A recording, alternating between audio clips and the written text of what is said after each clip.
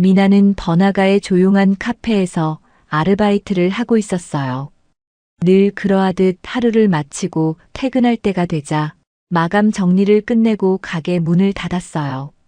늦은 시간에 어두워진 거리로 나서니 건물 간판 불빛이 희미하게 흔들리고 있었죠.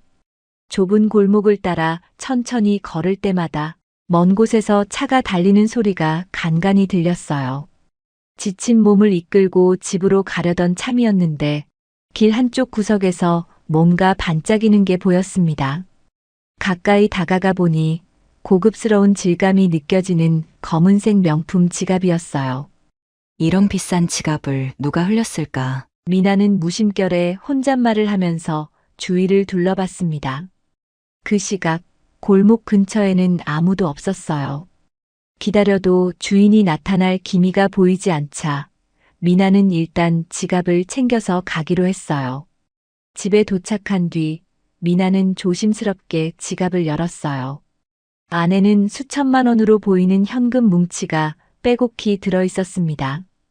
이렇게 많은 현금을 직접 본 적이 없어 손끝이 떨릴 정도였어요. 현금 아래에 깔린 신분증을 꺼내보니 사진 속 할머니의 이름이 김영자라고 적혀 있었어요. 얼핏 본 할머니의 표정이 왠지 낯설지 않았어요.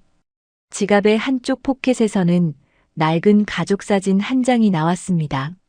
사진 속에는 젊은 여인이 어린 소녀를 안은 채 환하게 웃고 있었어요. 그 옆에서 조심스레 서 있는 남자, 그리고 뒤쪽에 할머니로 보이는 분이 함께 찍혀 있었죠. 사진을 유심히 들여다보던 미나는 깜짝 놀랐어요. 우리 엄마인데. 낯선 지갑에서 발견된 가족 사진 속 인물이 자신의 엄마라는 사실이 믿기지 않았어요. 어릴 적부터 가족은 이모와 자신, 이렇게 둘뿐이라고 생각하고 살았는데 이 사진이 어떻게 여기 들어있는지 알 수 없었어요. 그날 밤 미나는 혼란과 낯선 기대감에 뒤엉킨 마음으로 좀처럼 잠들 수가 없었습니다. 다음 날 카페에 출근했지만 미나는 손님들을 대하면서도 어제의 충격에서 벗어나기 어려웠어요. 일을 하면서도 멍하니 지갑을 떠올렸고 사진 속 엄마의 미소가 자꾸 머릿속을 맴돌았습니다. 서둘러 퇴근하고 싶은 마음뿐이었어요. 지갑을 어떻게 해야 할지, 그리고 엄마가 왜 그 사진 속에 계시는지 궁금한 점이 너무 많았습니다. 결국 퇴근길에 다시 지갑을 확인했어요. 그날 본 할머니의 사진과 엄마가 함께 있는 사진을 번갈아 보며 뭔가 단서가 없을까 골똘히 생각했습니다. 현금을 돌려주기 위해서라도 지갑 주인을 찾는 건 필수였지만 이 사진 속 비밀이 너무나 궁금했어요. 주위가 어두워지자 미나는 서둘러 집으로 돌아갔어요. 다음 날 이모와 상의해보기로 마음먹었어요. 어릴 적부터 미나는 이모와 함께 살았어요. 이모는 미나가 아주 어릴 때부터 부모님에 관해 묻는 걸 꺼려했습니다. 그래서 미나도 점차 부모님 이야기를 조심스러워했어요. 자연스럽게 엄마와 아버지에 대한 추억은 흐릿하게 변해버렸어요. 그날 저녁 미나는 이모와 마주 앉아 지갑 속 가족 사진을 보여드렸어요. 이모는 사진을 본 뒤 한참 동안 아무 말 없이 가만히 앉아 있었습니다. 그러다 매우 힘겨운 표정으로 앨범 하나를 꺼내왔어요. 오래된 앨범 안에는 빛바랜 사진들이 잔뜩 있었습니다. 사진 속에는 어린 미나의 모습과 젊었던 엄마가 환하게 웃고 있는 장면들이 들어있었어요.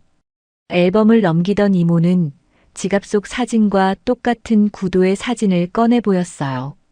낡았지만 선명히 남아있는 미나와 엄마의 모습, 그리고 그 옆에 서 있는 할머니가 동일하게 담겨 있었어요.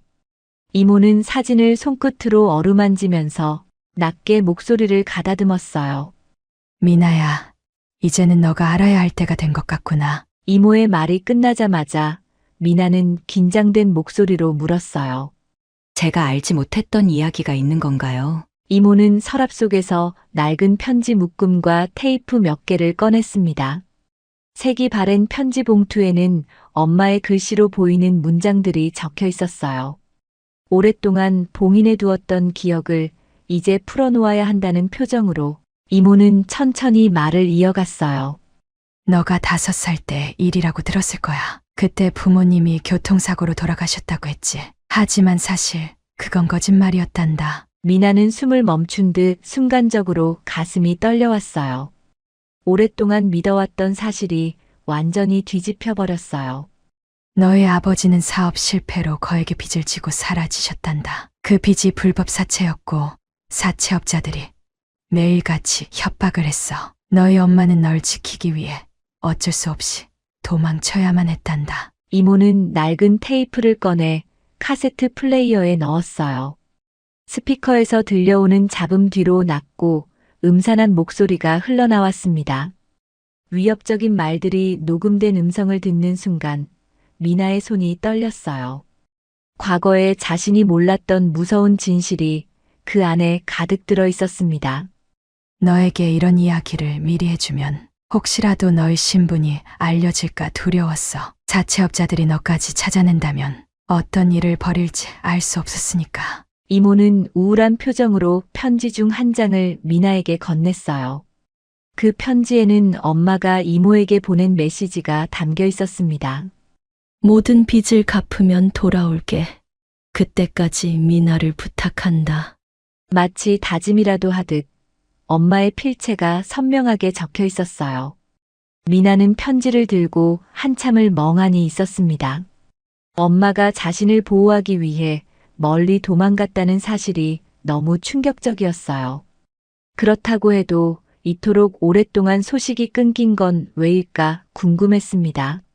한편으로는 엄마가 아직도 살아있을지도 모른다는 작은 희망이 피어올랐어요. 그렇다면 엄마는 지금 어디 계신 거죠? 정말 돌아가시지 않은 거라면 어쩌면 아직 이 세상 어딘가에. 미나의 목소리는 떨리고 있었어요. 이모는 슬픈 눈길로 미나를 바라보았어요. 나도 정확히는 몰라. 몇 번 편지가 왔지만 그 뒤로는 연락이 완전히 끊겼어. 너에게 위험이 닥칠까봐 주소나 전화번호를 쉽게 남기지도 않았겠지. 교통사고 이야기를 한 것도 널 보호하기 위해 어쩔 수 없었던 선택이었단다. 미나는 애써 흐르는 눈물을 닦았어요. 어린 시절부터 부모를 잃었다고만 알고 자랐는데 그 뒤편에 이렇게 커다란 진실이 숨어 있었다니 믿기 어려웠어요. 이 모든 사실이 갑작스럽게 쏟아지면서 어제 발견한 지갑과 사진의 수수께끼는 더욱 복잡해졌습니다. 이모는 지갑 속 신분증을 살펴보며 김영자 할머니와 엄마의 관계가 무엇인지 고심하는 듯 보였어요. 그리고 잔뜩 망설이듯 긴 한숨을 내쉬었어요. 이 지갑 주인을 꼭 찾아야겠구나. 너가 궁금해하는 엄마의 흔적이 그곳에 있을지도 모르니. 하지만 혹시 모르니 조심스럽게 접근하도록 하렴. 아직도 어디선가 사채업자들이 눈을 밝히고 있을 수도 있으니까. 미나는 두려움과 기대가 뒤섞인 마음으로 지갑을 가만히 쥐었어요.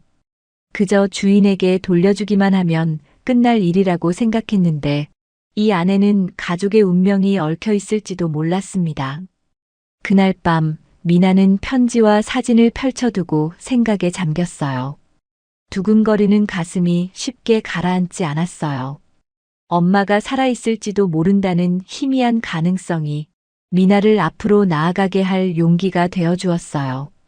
여전히 수많은 질문이 머릿속을 어지럽혔지만 모든 해답은 결국 스스로 찾아야 한다고 느꼈습니다. 다음 날 아침 미나는 일찍 일어나서 이모가 건네주신 오래된 편지를 다시 살펴봤어요. 엄마가 얼마나 절박했는지 그 문장 하나하나에서 전해졌습니다. 빚에 시달리며 딸을 지키기 위해 어떤 희생이든 감수하려고 했던 엄마의 마음이 느껴졌어요. 그 마음을 이제서야 알게 되었다는 사실에 미나는 죄책감과 미안함에 눈물이 났어요. 오전 내내 사진 속 할머니 김영자라는 분이 어떤 분일지 생각했어요. 실수로 지갑을 떨어뜨릴 정도면 꽤 긴급한 상황이었을 수도 있다고 추측했습니다. 게다가 이 지갑 안에는 커다란 액수의 현금이 들어 있었어요. 단순한 분실이라기보다는 의도치 않은 사고나 사건에 휘말렸을 가능성도 있다고 느껴졌어요.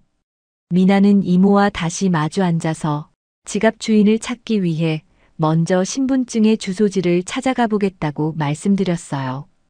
이모는 걱정스러운 눈빛으로 미나의 손을 꼭 잡아주었어요. 혼자서는 무리하지 마. 일단 주소부터 확인하고 혹시 모를 상황에 대비해야 해. 우리도 너무 오래된 일이라 어떻게 전개될지 예측하기가 어렵구나. 미나는 고개를 끄덕이고 카페 일정을 잠시 조정해달라고 사장님께 부탁드렸어요. 그렇게 이틀 후 서울로 가는 버스를 타게 되었어요. 낯선 도시의 도로 위를 달리면서 미나는 긴장감에 창밖 풍경도 눈에 잘 들어오지 않았어요. 머릿속은 온통 엄마와 할머니, 그리고 오랜 진실을 찾겠다는 다짐으로 가득했습니다. 버스에서 내려 신분증에 적힌 주소로 찾아갔을 때 미나의 눈앞에는 생각보다 고급스러운 주택가가 펼쳐져 있었어요. 도로 옆에는 화단과 나무들이 깔끔하게 조성되어 있었고 뒷골목 하나조차 정갈한 모습이었어요. 보통 사람이 살기에는 부담스러울 정도의 부촌처럼 보였습니다.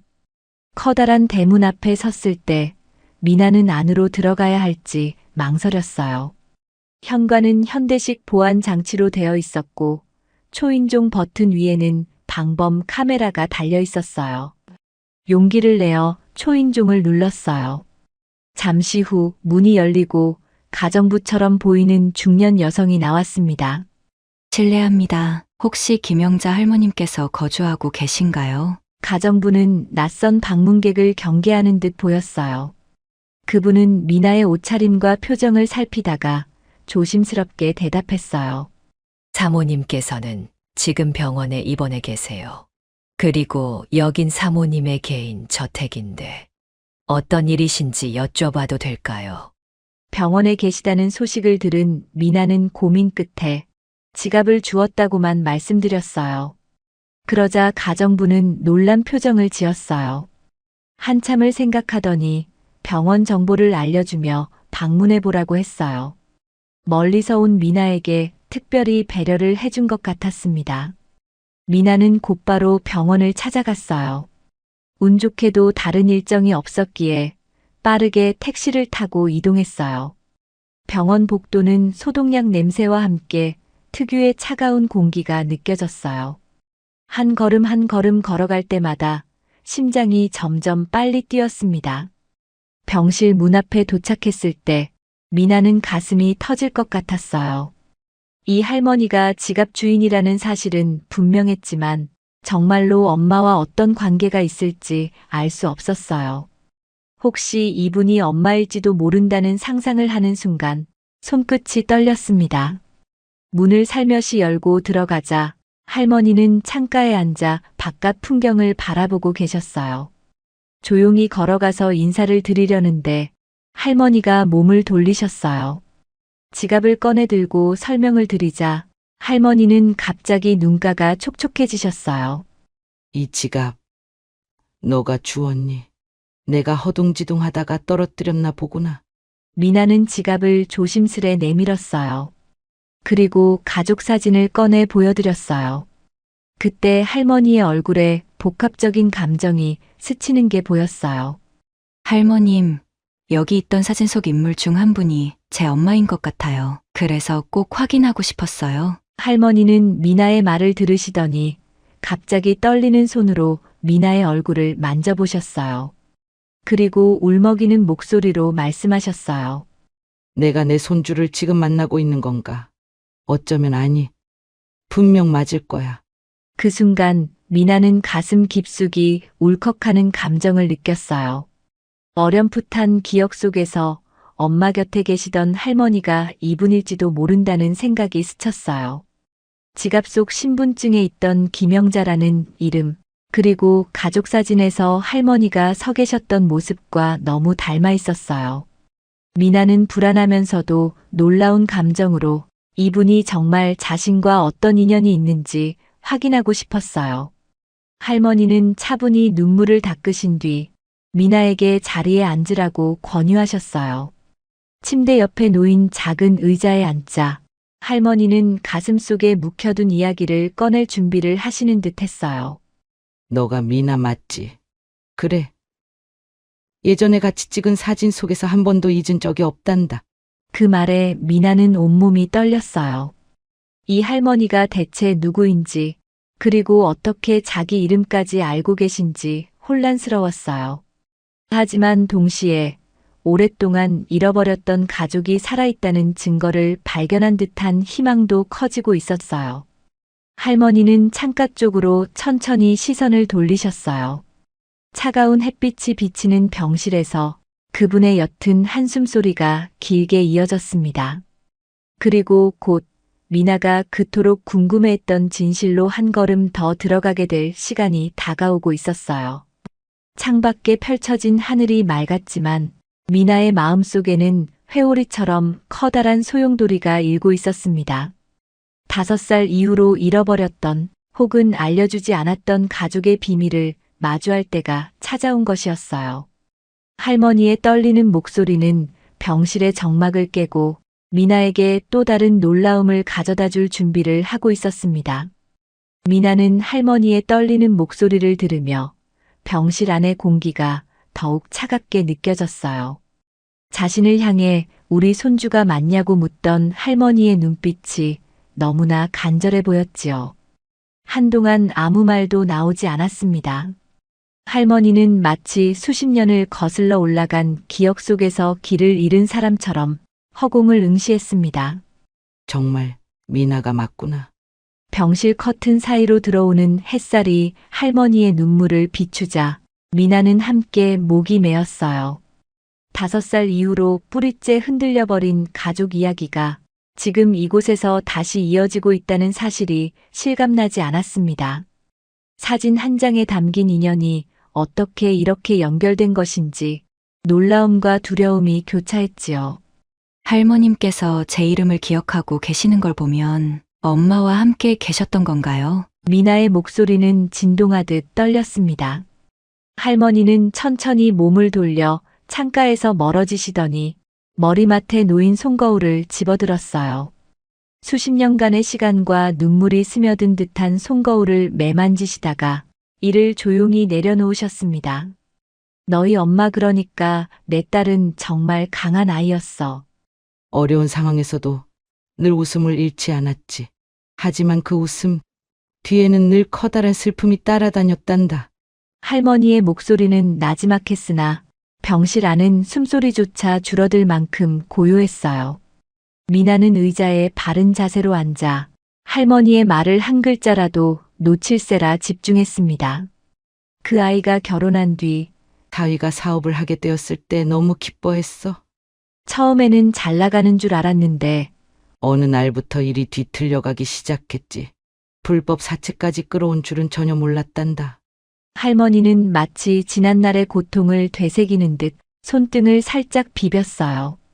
주름 사이에 맺힌 눈물 한 방울이 그녀의 할 말이 얼마나 아픈 것인지 짐작하게 했습니다.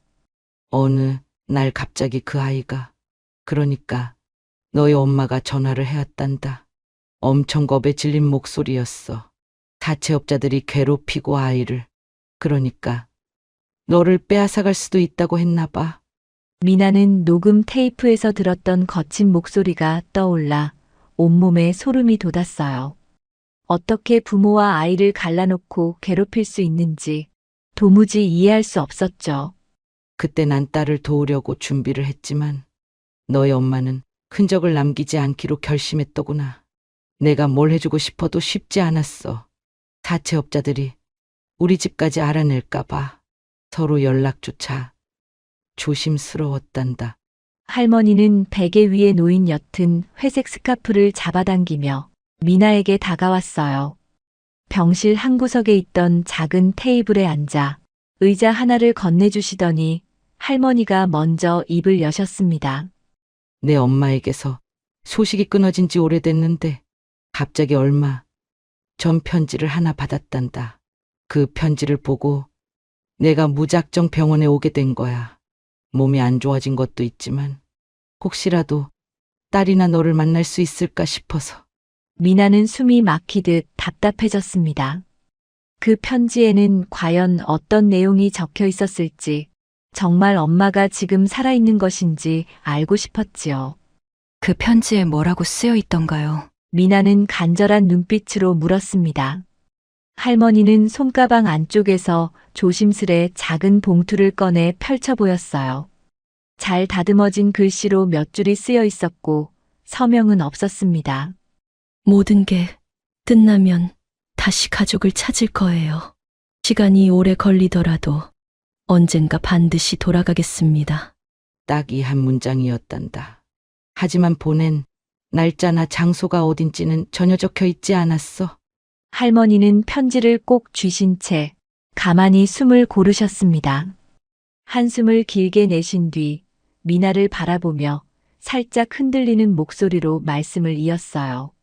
어쩌면 그 아이가 너의 존재를 끝까지 지키고 싶었던 걸지도 모르겠구나. 내가 알기론 너희 아버지도 이국 어딘가로 도망친 상태라고 들었어. 엄마는 결국 빚을 독단적으로 떠안고 내 아버지 대신 사투를 벌인 것 같아. 미나는 아버지라는 단어를 듣자 복잡한 감정이 몰려왔어요. 빚의 무게를 엄마 혼자 짊어졌다는 사실이 믿기 어려웠고 동시에 아버지에 대한 원망이 싹트기도 했습니다. 결국 엄마가 계속 혼자 희생하고 계셨던 건가요? 대체 어디에 어떻게 숨어 계신 걸까요? 미나는 울컥해진 목소리로 속마음을 토로했습니다. 할머니는 미나의 손을 꼭 잡으며 고개를 살짝 끄덕였어요.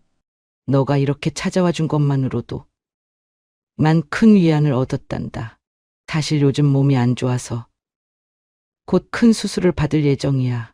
그런데 혹시라도 수술 도중에 무슨 일이 생기면 딸을 다시 못 볼 수도 있겠지 싶어 더욱 마음이 무거웠어. 병실 안에는 다시 정적이 찾아왔습니다. 서로 다른 시간을 살아왔지만 결국 한 장소에서 모인 두 사람은 숨죽인 채로 가슴속 슬픔을 나누고 있었지요. 이젠 어떻게 해야 좋을까요? 엄마를 찾기 위해 더 알아볼 수 있는 게 있을까요? 미나는 재빨리 머릿속에서 가능한 방법들을 정리해 보았어요. 그러나 할머니가 가진 정보도 한계가 뚜렷했기에 확실한 실마리를 찾는 일이 쉽지 않아 보였지요. 내가 아는 건 오래전에 그 아이가 화장품 쪽 일을 시작했다고 들었어. 아마도 사채 빚을 갚으려면 경제적 기반이 필요했을 테니 스스로 무언가를 해내려고 한 거겠지. 그 뒤로 상당히 성공했다는 소문을 얼핏 전해 들었는데 정확한 건 나도 몰라. 할머니의 말에 미나는 눈빛을 반짝이며 수첩을 꺼냈어요. 화장품 업계라면 브랜드나 회사 이름을 통해 단서를 추적할 수도 있다고 생각했지요. 사채 쪽으로부터 은밀히 숨어 다녔겠지만 사업을 했다면 분명히 공식 기록이 어딘가에 남아있을 것 같았습니다. 할머니, 저도 엄마를 꼭 찾아보고 싶어요. 괜찮으시다면 지갑 안에 있던 가족 사진을 다시 제가 가져가도 될까요? 혹시 엄마와 관련된 사람들을 찾게 되면 이 사진이 도움이 될 수도 있을 것 같아서요. 미나의 부탁에 할머니는 사진을 조심스럽게 꺼내어 미나의 손에 건네셨습니다.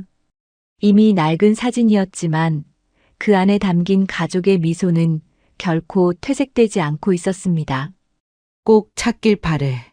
시간이 얼마나 걸리든 괜찮으니 너가 조금이라도 단서를 알아내면 나에게도 알려줄 수 있겠니? 미나는 고개를 끄덕이며 할머니 손을 살며시 감쌌어요. 짧은 시간이었지만 누군가를 만나서 마음을 통한다는 것이 얼마나 큰 위로가 되는지 깨닫고 있었지요. 할머니는 미나를 바라보면서 내리쬐는 햇빛에 살짝 눈을 가리셨습니다. 오늘은 여기까지 이야기하자. 나도 병실에서 준비할 게 많고 너도 쉬어야지. 하지만 어떤 상황이 펼쳐지든 내 손주라는 사실만은 잊지 말아라. 미나는 가슴 한구석이 따뜻해지며 눈물을 삼켰어요.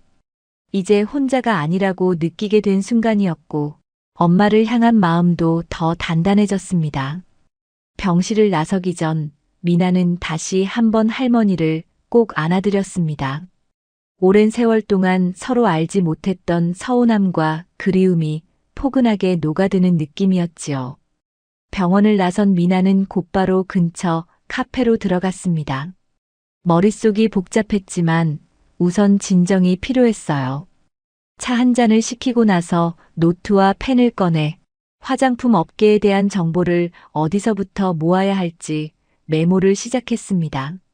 엄마가 사채 빚을 갚으려면 상당한 자금을 마련해야 했겠지. 그렇다면 대기업이나 잘 나가는 브랜드에 소속되었을 가능성이 있어. 미나는 속으로 그렇게 생각했고, 혹시 중소기업이라 해도 업계에 종사하는 사람들은 기록을 남겼을 거라고 추정했습니다. 스스로도 어떻게 방향을 잡아야 할지 막막했지만 그저 움직이지 않고 멈춰 있을 수만은 없었지요. 이모에게 전화를 걸어 혹시 부산에서 봤던 엄마의 흔적이 조금이라도 있는지 물어보려고 했어요. 이모는 통화 도중 한참을 고민하더니 예전에 편지 하나에서 신제품 개발이라는 단어를 본 적이 있다고 말했어요.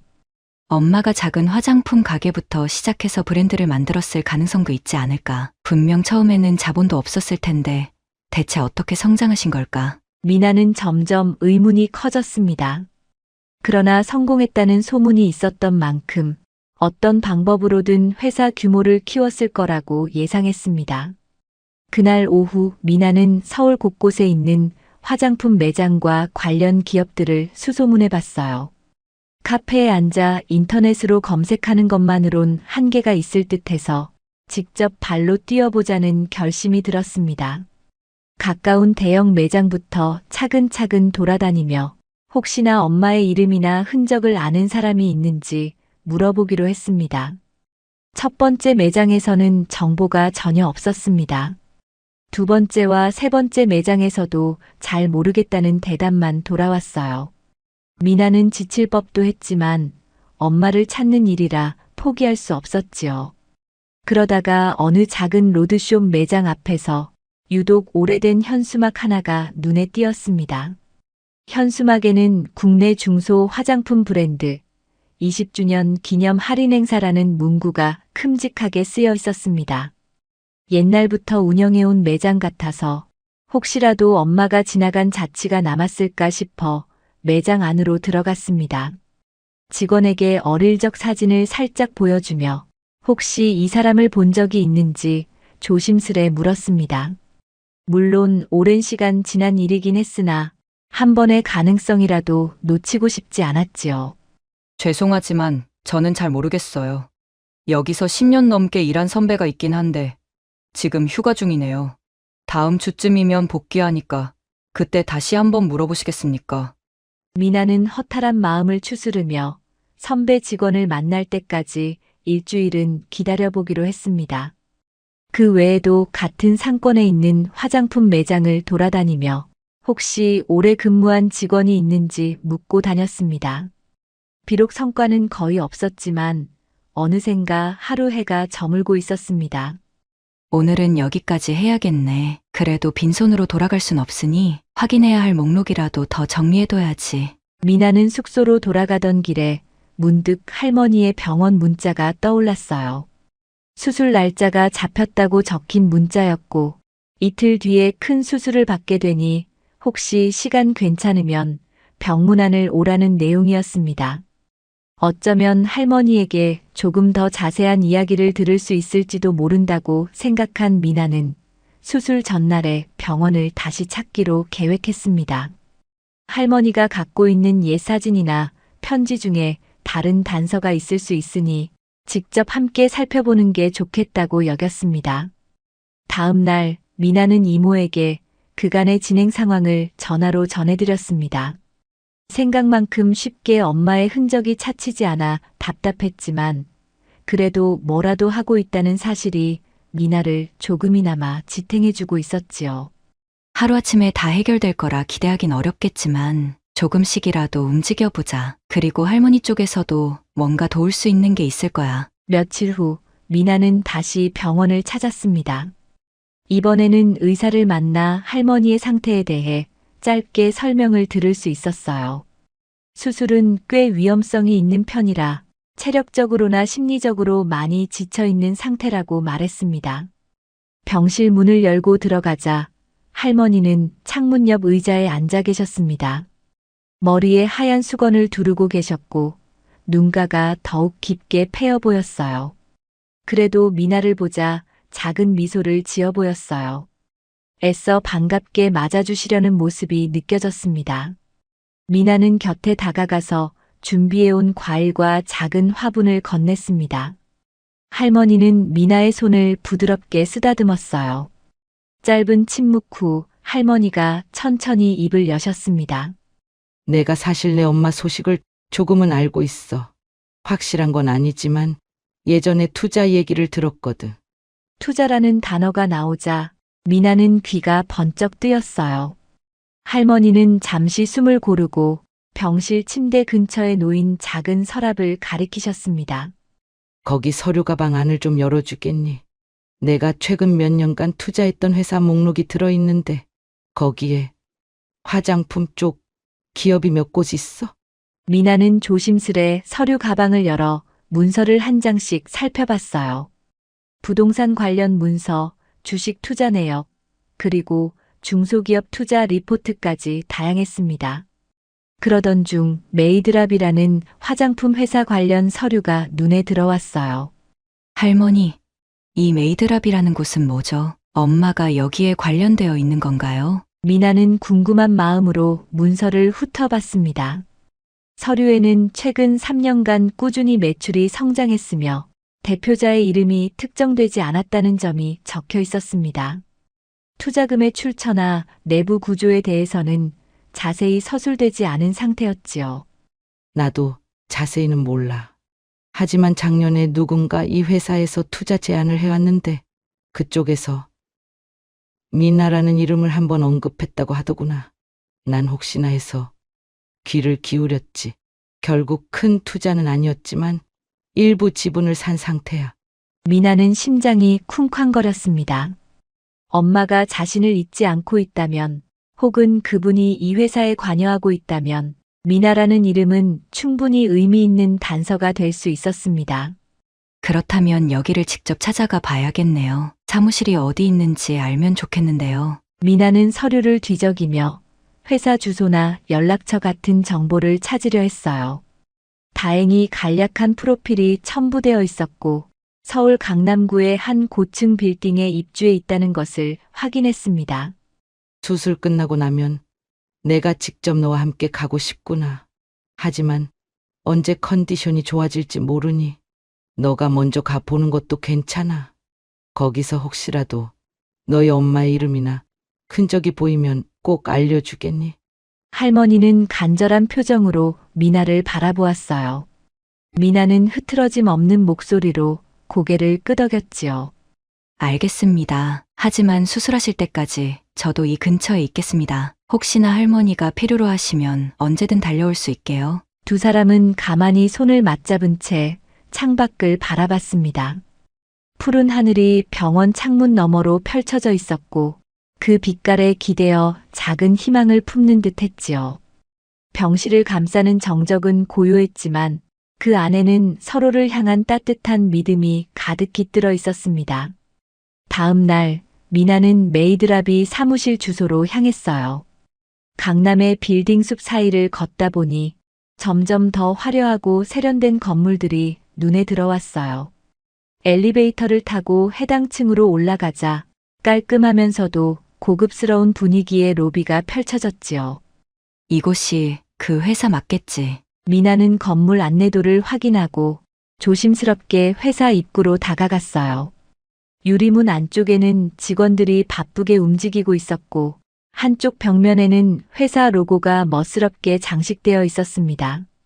안내 데스크에 다가간 미나는 당황스러움을 숨기고 침착하게 말을 건넸습니다. 안녕하세요. 저는 이 회사에서 잠시 확인하고 싶은 부분이 있어서 왔습니다. 괜찮으시다면 홍보나 대외 업무를 담당하는 분과 이야기를 나눌 수 있을까요? 직원은 잠깐 뭔가를 검색하더니 회의가 많이 잡혀 있어서 담당자를 만나려면 예약이 필요하다고 했습니다. 미나는 시간을 내서 다시 오겠다고 말하고 혹시라며 명함이라도 받으려 했습니다. 그때 데스크 뒤쪽에서 또 다른 직원이 다가와 안내해줬어요. 미나는 안내를 받아 안쪽 복도로 들어갔어요. 회의실 문을 열고 들어가자 정장 차림의 깔끔한 인상의 여성이 자리에서 일어나 맞아주었습니다. 안녕하세요.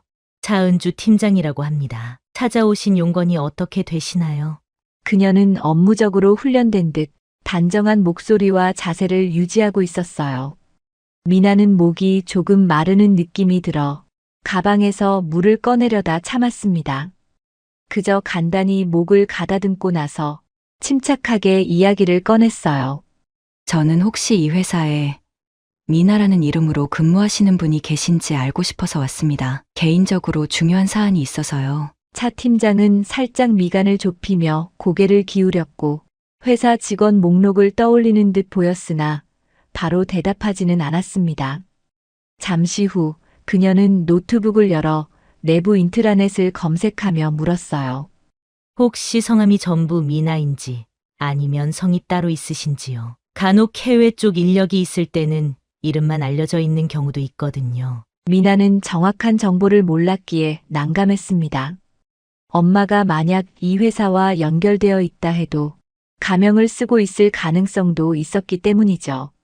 정확히는 잘 모르겠습니다. 다만 미나라는 이름이 내부적으로 한번 언급되었다고 듣고 왔어요. 신뢰가 안 된다면 혹시 최근에 이 회사가 투자나 협력 프로젝트를 진행하면서 특정 인물을 찾고 있다는 이야기가 나온 적이 있나요? 차 팀장은 고개를 좌우로 흔들며 최근의 프로젝트 목록을 훑어봤습니다. 외부 투자자와의 계약 내역이나 브랜드 콜라보, 해외 바이어 미팅 등 다양한 파일이 나타났지만 미나라는 이름은 보이지 않았습니다. 현재로서는 이 이름이 우리 회사 데이터에 기재된 건 없는 것 같습니다. 혹시 제가 놓치고 있는 부분이 있을 수도 있으니 연락처를 남겨주시면 확인해보고 연락드리겠습니다. 미나는 차 팀장의 제안을 받아들여 개인 연락처와 이름을 건네줬습니다. 갑작스럽게 얻을 수 있는 정보가 없다는 사실에 실망스럽기도 했지만 또 다른 단서를 찾기 위해서는 차근차근 접근해야 한다고 다짐했습니다. 그럼 연락 기다리겠습니다. 협조해 주셔서 감사합니다. 간단히 인사를 마치고 나오는 길에 미나는 사무실 벽면에 걸린 사진들을 둘러봤어요. 창립 기념 행사 사진, 임직원 단체 사진, 그리고 회사 연역이 적힌 패널이 있었지만 특별한 인물의 흔적은 보이지 않았어요. 엄마가 정말 이곳에 계신 걸까? 아니면 전혀 다른 회사이거나 완전히 다른 곳에서 일하고 계신 건 아닐까? 미나는 로비를 지나며 속으로 자문해봤어요. 회사가 워낙 깔끔하고 체계적으로 운영되는 분위기인지라 여기서 엄마가 근무한다면 이미 누구나 알고 있어야 하는 게 아닐까 생각했지요. 그날 오후 회사 건물 밖으로 나오자 몸에 힘이 빠졌습니다. 사태가 예상보다 더 복잡하고 깊게 얽혀 있는 듯해서 마음이 무거웠어요. 그래도 함부로 단정 지을 순 없어. 차 팀장님이 뭔가 찾아낼 수도 있으니 일단 기다려보자. 미나는 혼잣말을 한 뒤 휴대폰을 꺼내니 병원에서 부재중 전화가 왔다는 알람이 떴습니다. 곧바로 전화를 걸어보자 할머니 담당 간호사가 전화를 받았어요. 김영자 할머님 상태가 조금 급해져서 오늘 오후에 수술을 당겨 진행하기로 했어요. 보호자분이신가요? 혹시 가능하시다면 빨리 와주실 수 있으신지요? 간호사의 말에 미나는 놀라서 재빨리 택시를 잡았습니다. 수술 날짜가 임박하긴 했어도 이렇게 갑자기 잡혔다는 건 할머니 상태가 그만큼 좋지 않음을 의미했지요. 머릿속이 복잡해졌지만 우선 할머니 곁에 있어야겠다고 생각했어요. 병원에 도착하자 이미 할머니는 수술실로 들어가셨고 의료진들이 분주히 움직이고 있었습니다. 미나는 대기실 의자에 앉아 마음을 졸이며 시간이 흐르길 기다렸어요. 그 과정에서 할머니의 건강을 회복시키는 것이 최우선이라는 생각이 들어 엄마를 찾는 문제는 잠시 접어두기로 했습니다. 제발 잘 버텨주셨으면 좋겠습니다. 할머니가 꼭 건강을 되찾으셔야 함께 엄마를 찾을 수도 있을 텐데. 미나는 수술 중이라는 붉은색 불이 켜진 수술실 문을 바라보며 기도했습니다. 평소에는 막연하게만 느껴졌던 병원이라는 공간이 이제는 가장 소중한 누군가가 생사를 갈리는 곳으로 다가왔습니다. 수술 시간은 예상보다 길어졌고 결국 밤이 늦어서야 의료진이 나왔어요. 담당 의사는 살짝 피곤한 표정으로 미나에게 다가왔습니다.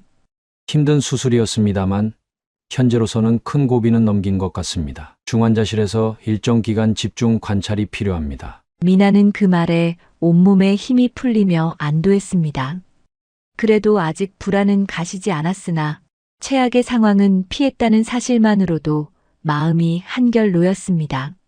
감사합니다. 정말 감사합니다. 혹시 지금 면회가 가능할까요? 의사는 짧게 고개를 끄덕였어요. 중환자실이기 때문에 아주 잠깐만 들어갈 수 있다고 했지요. 미나는 소독 가운을 입고 할머니가 누워 계신 침상 옆으로 다가갔어요. 할머니는 산소 마스크를 쓴 채 조용히 잠들어 있었고 기계음이 불규칙하게 들려왔습니다. 곁에 있겠습니다. 그러니까 힘내셔야 해요. 미나는 작은 목소리로 말했어요. 할머니가 눈을 뜨지는 않았지만 미나의 목소리를 들었으리라 믿고 싶었지요. 그 어떤 순간보다 간절한 마음으로 앞으로의 시간을 함께 이겨내길 바라면서 밤을 지새우기 시작했습니다.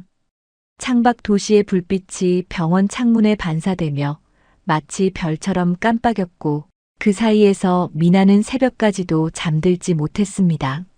어두운 복도 벤치에 앉아 가끔씩 자판기 커피를 마시며 몸을 녹일 뿐이었지요. 온종일 뛰어다니던 피로가 몰려왔지만 할머니 옆을 떠날 수 없었어요. 이제부터가 시작이겠지. 엄마도, 할머니도, 그리고 나 자신도 지키려면 더 강해져야 할 것 같아. 미나는 가만히 눈을 감고 가족의 얼굴을 떠올렸습니다. 엄마가 어디선가 살아있을지도 모른다는 사실만으로도 희망이 생겼어요. 그리고 병실에서 만나게 된 새로운 가족인 할머니 역시 자신에게 의지하고 있다는 생각에 더는 뒤로 물러설 수 없다고 느꼈습니다. 누군가는 가족은 운명처럼 정해져 있다고 말하지만 미나는 이렇게 엇갈린 운명 속에서도 가족이란 무엇인지 스스로 깨우쳐가고 있었지요. 할머니가 무사히 회복하고 엄마를 찾게 된다면 20년 넘게 잃어버렸던 시간들이 조금이나마 보상될 거라고 믿었습니다. 가슴속에는 두려움과 기대가 동시에 가득했지만 그 두 감정조차도 지금은 소중하게 느껴졌습니다. 수술실 복도에 있던 차가운 긴장감이 서서히 사라지고 새로운 아침이 밝아오고 있었으니까요. 그렇게 미나는 할머니의 곁에서 밤을 지새우며 또 한 번 결심을 다졌어요. 무슨 일이 있더라도 가족을 찾고 지키고 다시 하나로 모을 수 있도록 최선을 다하겠다고 말입니다. 중환자실 면회가 끝난 뒤 미나는 병원 복도를 서성였습니다. 회복 중인 할머니의 모습을 보며 안도했지만 마음 한편은 여전히 복잡했지요. 엄마가 미국에 계실 가능성이 크다는 사실을 알아냈어도 직접 연락하거나 확인하기 전까지는 불안감을 떨칠 수 없었습니다. 창가에 기대서 한숨 돌리는 사이 이모가 조용히 다가왔습니다. 이모는 병원 내 편의점에서 작은 음료수 2병을 건네주며 낮은 목소리로 물었습니다. 할머니께서 예전보다 훨씬 좋아 보이시지 않니? 이제 안정권에 접어들었다고 하니까 우리도 슬슬 너희 엄마 찾는 일에 박차를 가해볼까? 미나는 음료수 뚜껑을 돌려 열고 한 모금 마신 뒤 천천히 고개를 끄덕였습니다. 그러면서 이모가 간직해온 편지 묶음을 다시 살펴볼 수 있을지 물었습니다. 엄마가 직접 남긴 기록이니 혹여 더 구체적인 단서를 발견할 수도 있으리라 기대했기 때문입니다. 너가 원하는 대로 해도 좋단다. 사실 나도 너희 엄마가 어디에 어떻게 살고 있는지 매우 궁금했어. 그동안 위험해질까 봐 일부러 외면했지만 이제는 그렇게 물러서 있을 때가 아니지. 이모는 지친 얼굴로 잠시 숨을 고르더니 내일 아침 일찍 다시 할머니 곁을 지키겠다며 미나에게 자유롭게 움직일 시간을 주겠다고 했습니다. 미나는 그 배려에 감사의 미소를 지었고 곧장 근처 숙소로 돌아가 인터넷과 편지를 대조해가며 엄마 이름을 검색하기 시작했습니다. 책상 위에 펼쳐진 편지들 중에는 해외 주소가 희미하게 적힌 것도 있었고, 미국에서 보낸 우편임을 알려주는 소인이 찍힌 봉투도 몇 장 보였습니다. 그 소인에는 특정 도시 이름이 선명하게 남아 있었지요. LA라는 글자와 함께 우편 번호 일부가 비뚤어진 펜 글씨로 표기되어 있었습니다. 혹시 이 도시 근처에서 사업을 하고 계신 건 아닐까? 윤정이라는 이름으로 회사 등기를 냈다면 기록이 남아있을 수도 있잖아. 미나는 새벽까지 검색창을 뒤지며 메이드랍이 미국 지사나 윤정의 코스메틱스 같은 여러 키워드를 입력해 보았습니다. 그러다 메이드랍이 로스앤젤레스 지사가 존재한다는 기사를 발견했고, 대표 이름이 정식으로 명시되지 않았다는 점에 시선이 머물렀습니다. 회사 내부 구조를 정확히 알 수 없었지만, 만약 엄마가 지분을 갖고 있다면 분명 연락 경로가 있을 거라고 확신했습니다. 다음 날 아침 병원으로 향하기 전 미나는 메이드라비 쪽 담당자인 차은주 팀장에게 전화를 걸어 미국 지사 주소나 현지 연락처를 알 수 있느냐고 물어봤습니다. 차 팀장은 그 역시도 외부에 공개된 정보는 제한적이지만 미국 법인 설립 시 제출된 서류를 확인해 볼 수 있다고 했습니다. 바로 그 문서를 찾으면 과거 윤정이라는 이름이 명단에 기입되어 있을 가능성이 크다고 했습니다. 괜찮으시다면 조금만 더 시간을 주세요. 저희가 해외 법인 자료를 이관받는 중이라 찾는데 며칠 걸릴 수 있습니다. 미나는 물론 기다리겠다고 답하며 전화를 끊었습니다. 이제 정말 시간이 해결해줄 문제처럼 보였고 초조함이 조금씩 커졌습니다. 하지만 동시에 할머니가 곧 일반 병실로 옮길 수 있게 된다는 반가운 소식도 들려왔지요. 김영자 할머님께서 수일 내에 일반 병실로 옮겨갈 예정입니다. 미나는 안도하는 마음으로 이모와 함께 할머니 곁을 지켰고 산소 마스크를 벗고 한결 편안해 보이는 모습을 보며 미소를 지었습니다. 수술 끝나고 처음에는 너무 힘이 없었는데 지금은 예전보다 훨씬 좋아진 것 같구나. 할머니는 작은 목소리로 미나를 불렀습니다. 옆에 있어주니 마음이 놓인다. 우리 곧 퇴원하면 함께 엄마 찾으러 갈 준비를 해볼까?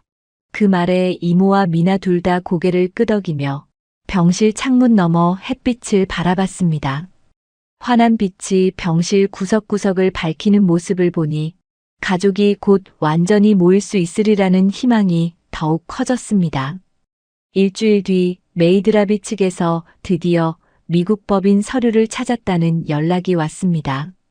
차은주 팀장은 자료에 윤정이라는 이니셜이 언급되어 있으며 주소가 LA 근교로 등록돼 있다고 알려왔지요. 미나는 당장이라도 비행기를 타고 달려가고 싶은 마음이 굴뚝 같았지만 먼저 할머니 퇴원이 우선이었습니다. 마침내 할머니가 완치 소견을 받고 퇴원 수속을 받던 날 아침, 이모와 미나는 병실 물품 정리를 끝내고 휠체어를 끌며 할머니를 도왔습니다. 병원 밖으로 나가자 따뜻한 봄바람이 세 사람의 뺨을 스치고 지나갔습니다. 간만에 밖 공기를 마시니 살 것 같구나. 병실 창으로만 봤던 햇살이 이렇게 반갑게 느껴지다니. 할머니가 미나와 이모를 번갈아 바라보며 담담한 표정으로 말했습니다.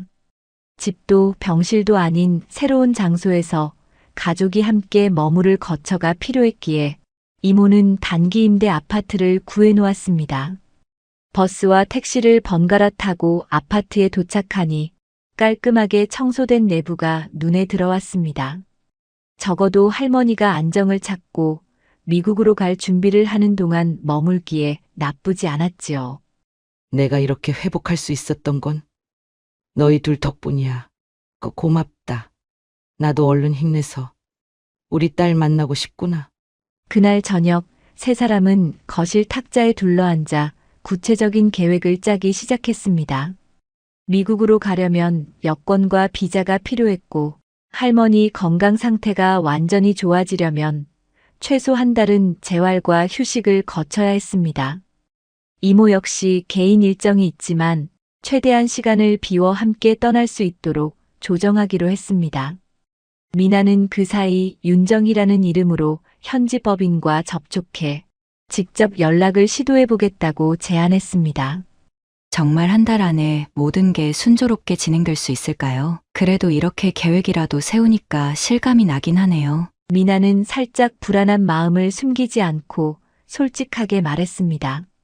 하지만 이모와 할머니 둘 다 시간이 걸려도 끝까지 해보자라는 태도로 미나를 다독였습니다. 어둡고 힘들었던 시간을 견뎌온 만큼 이제는 뒤돌아보지 않고 앞으로 나아가야 한다는 결심이 섰지요. 며칠 뒤 미나는 메이드랍이 LA 지사의 이메일 주소를 건네받아 정중한 문장으로 편지를 썼습니다. 자신이 윤정희라는 분을 찾고 있으며 그분이 과거 이 회사 창립 시 중요한 역할을 했다는 이야기를 들었다고 밝혔습니다. 그리고 가족으로서 꼭 만나고 싶다는 뜻을 조심스럽게 표현했지요. 첨부 파일에는 어린 시절 엄마와 함께 찍은 사진 한 장을 넣어서 그 진정성을 전달해보고 싶었습니다. 설마 답장이 오겠어. 그래도 방법이 없으니 시도라도 해보는 거야. 미나는 밤새 메일을 보내고도 좀처럼 잠에 들지 못했습니다. 엄마가 정말 이 편지를 보게 된다면 무슨 생각을 하실지 상상해보니 가슴이 울컥하고 뜨거워졌지요. 그런데 이튿날 오후 생각보다 빨리 답장이 도착했습니다. 안녕하세요. 본사는 해당 인물에 대해 구체적인 정보를 제공하기 어렵지만 전달해달라는 요청은 가능하겠습니다. 혹시 윤정희 님께서 직접 연락을 원하신다면 회신을 드릴 수 있도록 하겠습니다. 비록 바로 연결이 되지는 않았지만 메일이 실제로 담당자에게 전달되고 있다는 사실만으로도 희망이 생겼습니다. 미나는 바로 회신을 쓰며 꼭 제 연락처를 전달해달라고 요청했습니다. 며칠 동안 조마조마한 마음으로 매일같이 이메일을 확인했습니다. 그 사이 할머니는 재활치료와 휴식을 병행하며 한층 건강을 되찾고 있었습니다. 아파트 베란다에서는 봄 햇살이 들어와 공기가 한결 부드러워 보였고 이모는 간단한 식사를 준비해 세 사람이 같이 아침을 먹었습니다. 바로 그때 미나의 휴대전화가 진동하며 낯선 해외 번호가 뜨는 것이 보였지요. 여보세요. 누구신가요? 미나가 떨리는 목소리로 전화를 받았을 때 수화기 건너편에서 부드럽지만 긴장된 듯한 여성의 목소리가 들렸습니다. 혹시 미나니? 내가 윤정이야. 온몸이 얼어붙은 것 같았습니다. 눈앞에 있는 이모와 할머니를 잠시 바라보며 미나는 떨리는 음성으로 대답했습니다. 정말 엄마 맞으세요. 전화기 너머에서 짧고 깊은 숨소리가 들렸습니다. 마치 울음을 참으려 애쓰는 듯 목소리가 살짝 갈라지는 것이 느껴졌지요. 그래, 미안해. 여태까지 너를 제대로 돌보지 못했구나. 이 목소리조차 낯설겠지만 정말 보고 싶었다. 미나는 얼굴에 흘러내리는 눈물을 숨길 새도 없이 통화를 이어갔습니다. 이모와 할머니는 눈이 커진 채 조용히 서로를 바라보았고 미나는 전화를 스피커로 전환해 두 분도 함께 목소리를 들을 수 있게 했습니다. 엄마 저도 정말 만나고 싶었어요. 지금 할머니도 제 옆에 계세요. 병원에 계셨지만 이제 건강을 회복하고 계세요. 다른 쪽에서 들려오는 흐느낌이 갈수록 커졌습니다. 엄마의 울음 섞인 목소리는 가족에게 전해지면서 거실 공기까지 떨게 만들었지요. 내가 이렇게까지 숨을 거라고는 생각 못했을 거야.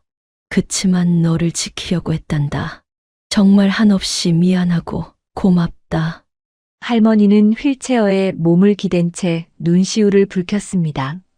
이모도 말을 잇지 못한 채 손수건으로 눈물을 훔쳤고 미나는 가슴 깊이 울컥해왔습니다. 엄마, 저희가 곧 미국으로 갈 거예요. 아직 여권 준비와 비자 문제도 남았지만 가서 꼭 만나 뵙고 싶습니다. 엄마가 한참 울먹이시더니 떨리는 목소리로 답했지요. 그럼 내가 먼저 한국으로 갈게. 그게 낫겠다. 내가 오랫동안 마음의 빚을 졌는데 너가 또 먼 길을 와야 한다고 생각하니 차마 그냥 잊질 못하겠다. 그 한마디에 거실 한복판에 있던 세 사람 모두 무언가 벅찬 감정이 솟아났습니다. 잘못된 과거를 바로잡고 진정한 가족의 재회를 위한 시간이 다가오고 있었으니까요. 일이 일사천리로 진행되기까지는 또 며칠이 걸렸지만 엄마는 본인이 운영 중인 미국 쪽 사업을 잠시 정리하고 바로 귀국하겠다는 의지를 강하게 내비쳤습니다. 미나는 날짜와 공항 도착 시간을 정하면서도 꿈을 꾸는 듯 했습니다. 어린 시절부터 가슴에 품어온 다시 만나고 싶다는 소망이 이렇게 급작스럽게 그러나 반갑게 현실이 되어 다가오리라고는 상상도 못했으니까요. 그리고 마침내 엄마가 인천공항에 도착한다는 날, 미나는 이모, 그리고 휠체어를 탄 할머니와 함께 공항 게이트 앞에서 애타게 기다렸습니다. 많은 사람들이 짐을 끌고 나오는 출구 주변에 시선을 고정한 채 혹시나 엄마의 얼굴을 놓칠까봐 가슴이 쿵쾅거렸지요. 서너 번 비행편 승객들이 지나간 뒤 한쪽 모퉁이에서 머리를 묶고 회색 슈트를 차려입은 여성이 천천히 걸어 나오는 모습이 보였습니다. 순간 미나의 심장이 더욱 빠르게 뛰기 시작했습니다. 그 여성도 마주친 눈동자를 보고는 멈칫하더니 가방을 내려놓고 재빨리 달려왔습니다.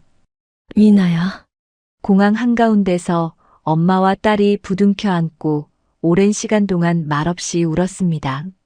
엄마의 어깨 너머로 할머니와 이모가 바라보는 모습이 들어왔고 이내 네 사람 모두 눈물 범벅이 되어 서로를 확인했습니다. 할머니를 발견한 엄마는 무릎을 꿇고 휠체어를 꼭 잡으며 고개를 떨궜습니다. 수없이 쏟아진 눈물은 미안함과 그리움의 상징이었지요. 할머니 역시 손을 떨며 엄마의 머리칼을 매만졌습니다. 우리 딸 이렇게 늦게야 만나다니. 괜찮아. 이제 돌아왔으니 됐다. 그 한마디에 엄마는 그동안의 고생과 슬픔이 한순간에 벗겨지는 듯 얼굴을 가려울 정도로 계속 흐느끼셨습니다. 이모는 곁에서 말없이 눈물을 훔치면서도 한편으로는 홀가분해진 마음으로 세 사람을 지켜봤지요. 이젠 정말 다 괜찮을 거야. 간신히 마음을 추스르고 네 사람은 공항을 빠져나갔습니다. 오랜만에 만난 가족이었지만 그동안 쌓인 이야기가 끝이 없을 듯 이어졌습니다. 택시 안에서 그리고 식사 자리에서도 엄마가 어떻게 살아왔는지, 사업은 어떻게 성장시켰는지, 왜 지금껏 숨어 있어야 했는지 등 수많은 질문과 대답이 오갔습니다.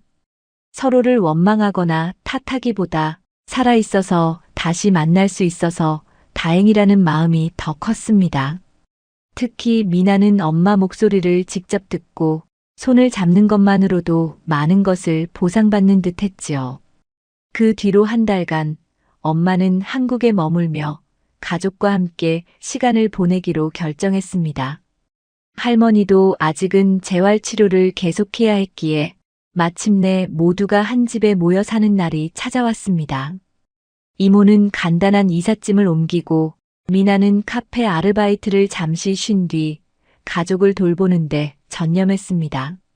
엄마와 할머니는 낮에는 병원에서 함께 재활운동을 했고 이모는 틈틈이 생활에 필요한 용품을 사왔으며 미나는 부지런히 집안일을 도왔습니다. 아무것도 아니었던 소소한 일상도 네 사람에게는 매일 특별했습니다. 오후가 되면 거실 창문을 열고 따뜻한 바람을 느끼면서 그동안 나누지 못한 이야기를 채워나갔지요. 엄마, 저 어릴 적 기억이 잘 안 나긴 하는데 이 사진만 보면 엄마랑 꼭 다시 만나야겠다는 생각이 들었어요. 그래서 미나가 낡은 가족 사진을 건넸을 때 엄마는 눈물을 훔치며 빙그레 웃었습니다. 이거 내가 지갑에 넣어 다니던 사진 아니니? 할머니가 잃어버렸다던 그 지갑 역시 너에게로 이어졌구나. 엄마와 딸, 할머니와 손녀, 그리고 이모까지 서로 다른 길을 걸었으나 결국 가족이라는 이름으로 한데 모였습니다. 때로는 눈물이 앞서기도 했지만 이제는 그 눈물이 전부 반가움과 위로가 되어 반짝였지요. 한 달 뒤 할머니는 눈에 띄게 좋아진 상태로 재활병원에서 최종 검사를 받았습니다. 가족과 함께라면 곧 완전히 건강을 되찾을 수 있을 거라는 의사의 말에 네 사람 모두 웃음을 감추지 못했습니다. 어느 날 오후 미나는 휴대전화 메모장을 보다가 문득 함께 사진 찍기라는 항목이 떠올랐습니다. 20년이 넘는 세월 동안 가족 사진 한 장 없이 떨어져 있었으니 이제 새로운 사진으로 추억을 남기고 싶었지요. 우리 내일은 바깥에 나가 단체 사진 찍어볼까요? 세상에 있는 가족들처럼 평범하게 스튜디오에서. 미나의 제안에 엄마는 살짝 주저하다가 이모와 할머니의 눈치를 보았습니다. 하지만 두 분 다 찬성의 뜻을 보냈고 그렇게 다음 날 온 가족이 근처 사진관을 찾았습니다. 할머니의 휠체어와 이모의 살림살이를 함께 가져가야 해 조금 힘들었지만 누구도 지치지 않았습니다. 사진관에 들어서자 촬영 기사는 따뜻한 미소를 지으며 가족들을 맞아주었습니다. 우와, 오늘은 네 분이 함께 찍으시나 봐요. 모두 표정이 밝으시네요. 엄마는 머리카락을 정돈하면서 미나에게 가볍게 눈웃음을 보냈습니다. 미나야, 이렇게 다 같이 찍으려니 정말 꿈만 같다. 어릴 적 내 손을 잡고 다니던 기억이 스쳐가는구나.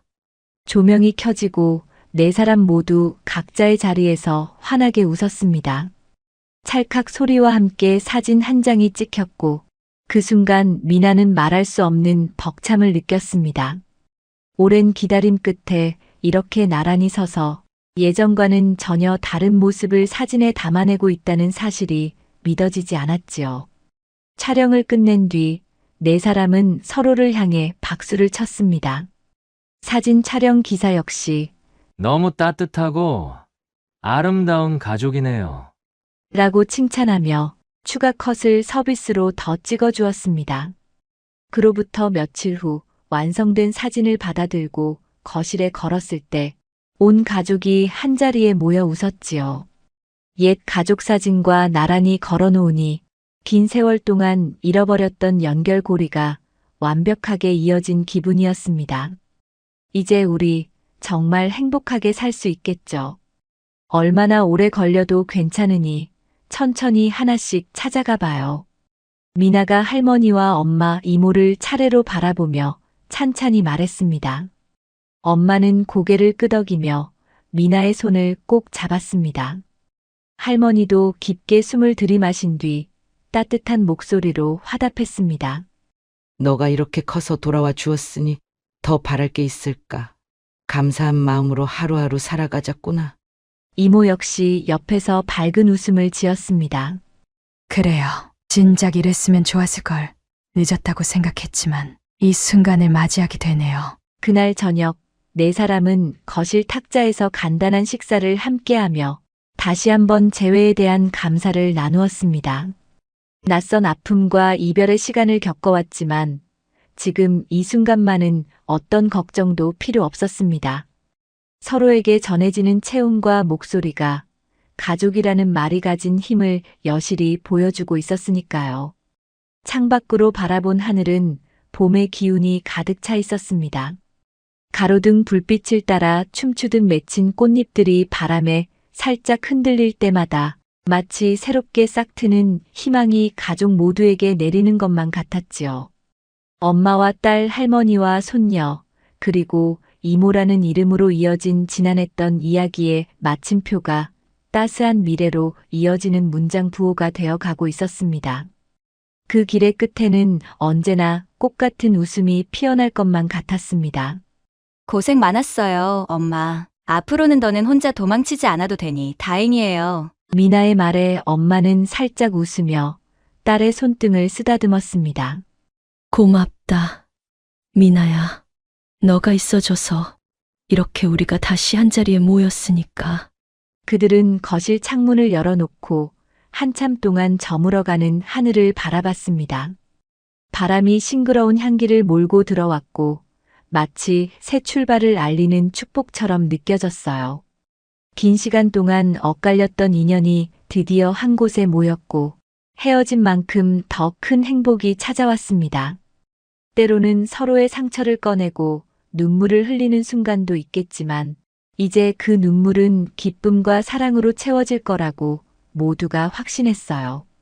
그렇게 이들은 진정한 가족으로서의 새 출발을 맞이했고 오랜 기다림이 끝난 자리에 피어난 감동과 기쁨은 절대 시들지 않을 한 송이 꽃처럼 그들 곁에서 영원히 빛나고 있었습니다. 지방의 어느 번화가 거리는 사람들로 북적였고 길거리 음식의 냄새가 골목 곳곳에 가득 찬 오후였습니다. 해가 조금씩 기울어가는 시간, 평소와 다름없이 떡볶이 포장마차를 운영하던 김 할아버지는 손님들과 환하게 웃으며 대화를 나누고 있었습니다. 그는 손님 한 명 한 명에게 친절하게 떡볶이를 담아주며 가끔은 서비스를 더 얹어주는 인심 좋은 모습으로 동네의 명물이 되어 있었습니다. 여기 떡볶이 조금 더 드릴게요. 많이 먹고 가세요. 어느새 할아버지의 포장마차 앞에는 긴 줄이 늘어서 있었습니다. 그는 사람들에게 맛있는 떡볶이를 먹이면서 스스로의 하루를 만족스러워하고 있었습니다. 하지만 행복한 시간도 잠깐. 손님을 응대하던 할아버지가 급하게 포장마차 옆쪽으로 몸을 틀다가 손에 들고 있던 국자로 그만 실수를 저지르고 말았습니다. 국자 끝에 걸려 넘어진 조리도구가 옆에 주차된 고급 외제차의 문짝을 긁어버린 것입니다. 아이고, 맙소사. 할아버지는 땅이라도 꺼질 듯한 표정으로 차를 바라보았습니다. 검은 광택을 자랑하던 고급 외제차에는 떡볶이 국물 얼룩과 함께 선명한 긁힌 자국이 남아 있었습니다. 그는 한숨을 내쉬며 떡볶이 국자를 내려놓고 천천히 차를 살피기 시작했습니다. 마침 그 순간 차 주인이 차를 향해 걸어오고 있었습니다. 그는 차가 긁힌 모습을 발견하고는 얼굴이 굳어졌습니다. 차 주인은 50대 중반의 세련된 정장을 입고 있었습니다. 그가 자신의 차를 살피며 눈살을 찌푸리자 할아버지는 급히 고개를 숙이며 사과를 시작했습니다. 정말 죄송합니다. 제가 잠시 실수로. 잠시 실수라고요? 이 차가 얼마짜린지 아세요? 차 주인은 차 문을 세게 닫으며 화를 냈습니다. 그는 계속해서 차의 상태를 확인하며 눈을 부릅떴습니다. 이 정도 긁힘이면 도색을 새로 해야 할 것 같은데 도색비가 얼마나 드는 줄 아세요? 할아버지는 아무 말도 하지 못한 채 고개를 더 숙였습니다. 주위에 있던 사람들은 상황을 보고 수군거렸습니다. 저 차 엄청 비싸 보이는데. 할아버지가 큰일 나겠네. 차 주인은 한참 동안 차를 살피다가 손가락으로 긁힌 자국을 가리키며 다시 할아버지에게 소리쳤습니다. 이건 그냥 넘어갈 수 있는 문제가 아니에요. 돈 없다고 책임 안 질 생각하지 마세요. 할아버지는 당황한 나머지 손을 떨며 말을 더듬었습니다. 제가 정말 죄송합니다. 어떻게든 보상해 드리겠습니다. 하지만 제가 가진 게 많지 않아서. 그러나 그의 사과에도 불구하고 차 주인의 화는 가라앉지 않았습니다. 그는 차 키를 손에 쥔 채로 한참을 서성였습니다. 그때였습니다. 포장마차 뒤에서 누군가 급히 뛰어나오는 소리가 들렸습니다. 아버지. 짙은 정장을 입은 30대 후반의 남자가 포장마차 뒤에서 나타났습니다. 그는 뛰어오더니 상황을 살폈습니다. 무슨 일이세요? 무슨 일이 생긴 겁니까? 아들 민재는 한눈에 상황을 파악한 듯 했습니다. 긁힌 고급 외제차와 떡볶이 포장마차, 그리고 할아버지가 잔뜩 위축된 모습. 떡볶이 포장마차 옆 정적이 가득 찬 긴장감 속에서 민재는 상황을 주시했어요. 고급 외제차의 번뜩이는 검은색 차체와 선명하게 긁힌 흠집, 그리고 잔뜩 움츠러든 할아버지의 뒷모습이 눈에 들어왔어요. 그는 잠시 숨을 고르더니 단호하게 차 주인을 향해 나아갔습니다. 죄송합니다. 제가 대신 이 문제를 해결하겠습니다. 민재는 공손히 허리를 숙이며 차 주인에게 사과했어요. 그 순간 차 주인의 얼굴을 바라본 그는 한순간 멈칫했습니다. 짙은 정장을 입고 서 있는 남자의 얼굴은 그가 회사에서 수없이 보고 상대한 적 있는 사람이었기 때문이에요. 박 사장님 맞으시죠? 차 주인, 즉 박 사장은 눈앞의 남자가 자신이 거래 중인 회사의 김이사라는 사실을 알아차렸습니다. 그는 당황한 기색으로 고개를 돌렸어요. 처음에 단호하고 거칠었던 말투는 이내 바뀌어 버렸습니다. 김 이사, 여기서 이렇게 만날 줄 몰랐네. 정말 우연이군. 박 사장은 상황을 모면하려는 듯 어색하게 웃음을 지었습니다. 그러나 민재는 그의 말을 무시한 채 차에 긁힌 자국을 다시 한번 살펴보았어요. 차의 흠집은 예상보다 더 깊었고 수리비가 꽤 클 것임이 분명했어요. 사장님, 이건 저희 아버지의 실수입니다. 제가 책임지고 해결하겠습니다. 다만 민재는 잠시 말을 멈추고 깊게 숨을 들이쉬며 차 주인을 똑바로 쳐다보았습니다. 사장님께서 저희 가족에게 보여주셨던 태도에 대해서는 별도로 말씀을 나눠야 할 것 같네요. 박 사장은 그 말을 듣고 얼굴이 굳어졌어요. 그는 당황스러움을 숨기지 못하며 말을 더듬기 시작했습니다. 그게 말이야. 나는 몰랐네. 이게 당신 아버님 일이었다는 걸. 그러나 민재는 단호하게 대답했어요. 알고 계셨다면 태도가 달랐을까요? 그렇다면 그건 더 큰 문제입니다. 하지만 이 문제는 제가 책임지고 해결하겠습니다. 그는 할아버지 쪽으로 돌아가 무겁게 입을 열었어요. 아버지, 여기서는 제가 알아서 처리하겠습니다. 하지만 차 수리비는 아버지께서 직접 갚으셔야 해요. 책임은 끝까지 져야 하니까요.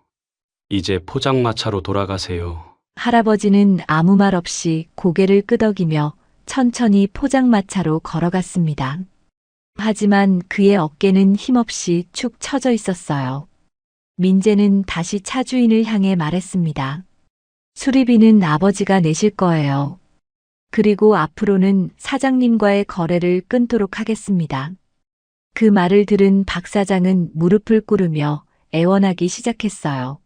김 이사님, 제가 잘못했습니다. 제발 거래를 끊지 말아주세요. 이건 정말 큰 오해입니다. 제가 좀 과했던 것 같네요. 민재는 그 광경을 보고도 눈 하나 깜빡하지 않았습니다.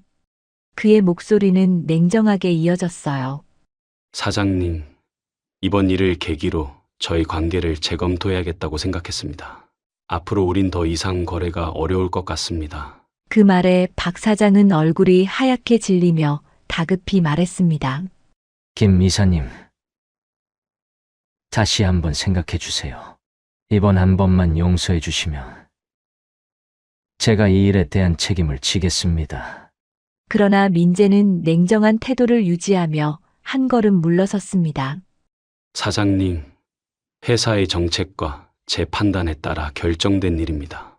여기서 더는 말씀을 나누지 않겠습니다. 오늘은 이만 돌아가시죠. 박 사장은 비틀거리며 일어섰고 주변을 두리번거리며 상황을 살피는 사람들의 시선에 더욱 움츠러들었어요. 그는 더 이상 아무 말도 하지 못한 채 차에 올라탔습니다. 차가 떠나가는 것을 지켜보던 민재는 깊은 한숨을 내쉬었어요. 그날 밤 민재는 이 일을 곰곰이 되새겼습니다. 아버지를 보호해야 한다는 생각과 거래처를 잃은 책임감이 교차하며 그의 마음은 무거웠습니다. 하지만 그는 자신의 결정을 믿었어요.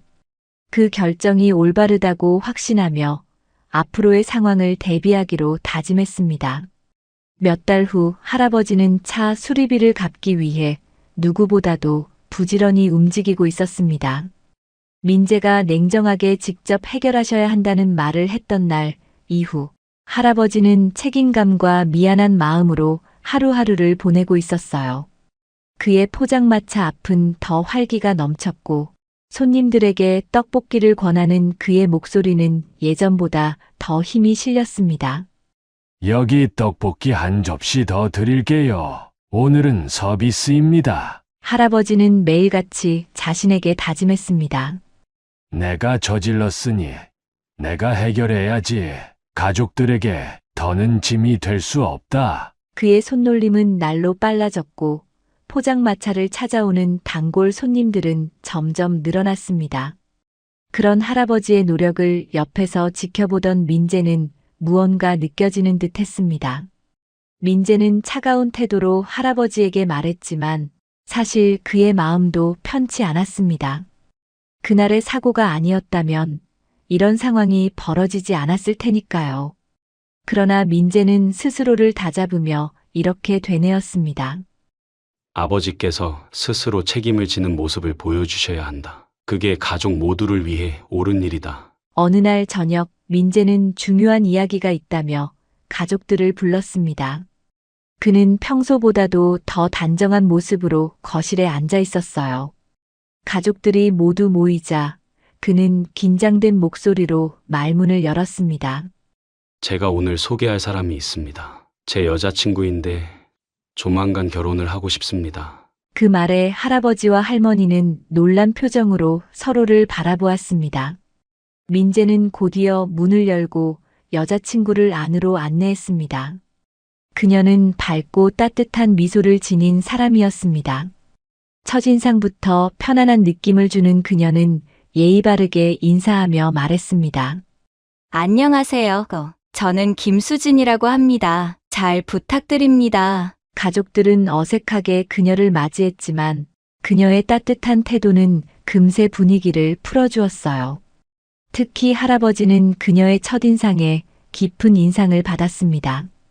그녀는 자리에 앉자마자 할아버지에게 다가가 물었습니다. 떡볶이 장사를 하신다고 들었어요. 제가 한번 가봐도 될까요?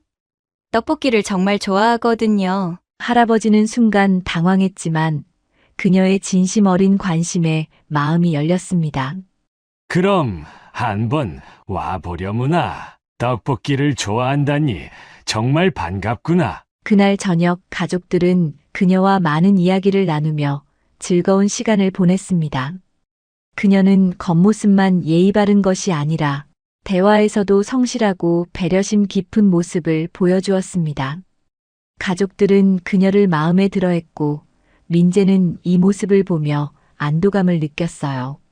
며칠 후 그녀는 약속한 대로 할아버지의 포장마차를 찾았습니다. 그녀는 처음 본 손님처럼 천진난만한 얼굴로 떡볶이를 주문하며 말했습니다. 제가 떡볶이 한번 배워보고 싶은데 괜찮을까요? 할아버지는 웃으며 대답했습니다. 배우고 싶다면 언제든지 와라. 손님들에게 인기 있는 비법, 소스도 알려줄게. 그녀는 실제로 떡볶이 장사를 돕기 시작했습니다.